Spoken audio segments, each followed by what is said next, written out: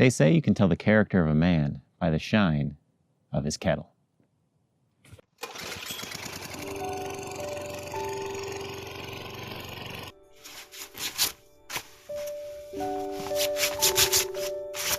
What's up, everybody? This is Ryan from the Grill Top Experience, and I'm going to show you how to make pastrami, but not from scratch. If you want to make it from scratch and cure it yourself, you're on the right channel, but the wrong video, and I'm going to link to that below so you can check that out.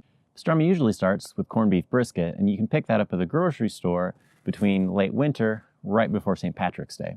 One of the big benefits of it is super convenient, and you don't have to worry about your wife getting mad at you for taking up a shelf in the refrigerator for 10 days to cure it.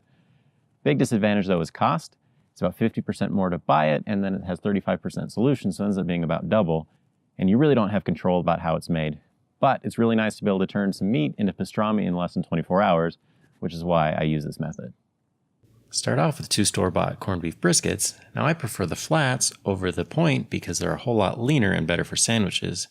Now corned beef is often too salty because they expect you to boil it, so I'm going to soak it in water and place it in the refrigerator for 2 to 4 hours to pull out some of that salt. Now make sure you put a plate or 2 on top to keep the meat submerged and keep the air off of it. Now the rub gives pastrami most of its flavor. I'm using whole spices and toasting the mustard, coriander, and cumin in a pan for max flavor. You're going to pull them off after a couple of minutes when you can smell them. Now grind those spices in your favorite spice grinder or mortar and pestle.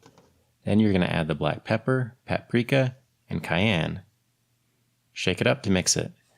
Now the one thing you're going to notice is that there's no salt in this because the meat from the corned beef is already salty enough on its own. Drain and pat the brisket dry with a paper towel. Then coat it with a rub pretty generously, and I really do mean generously, don't want to skimp on it. And it's a good idea to wait a bit after applying the rub to allow it to stick to the meat before you flip it over. You don't want to dump it all off when you flip it to the other side. Finally, wrap the brisket in plastic wrap and put it in the fridge overnight, because tomorrow we're going to smoke it.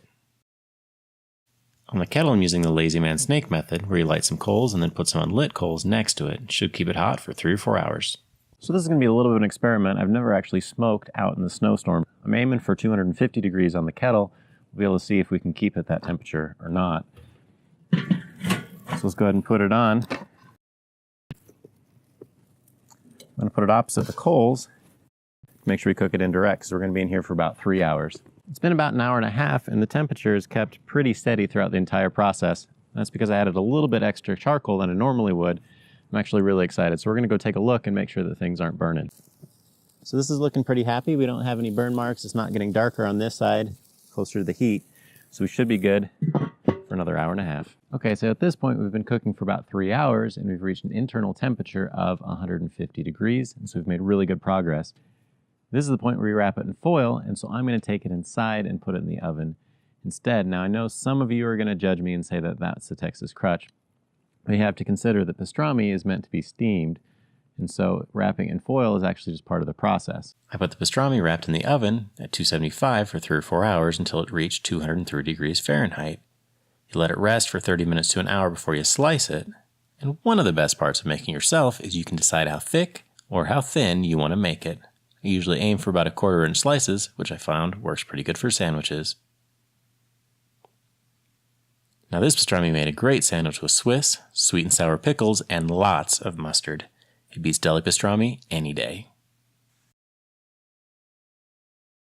We've had 2 feet of snow, but that is not enough to keep me from grilling. So if you want to see more videos, smash my face, and you'll find out more about grilling and smoking here on the Grill Top Experience.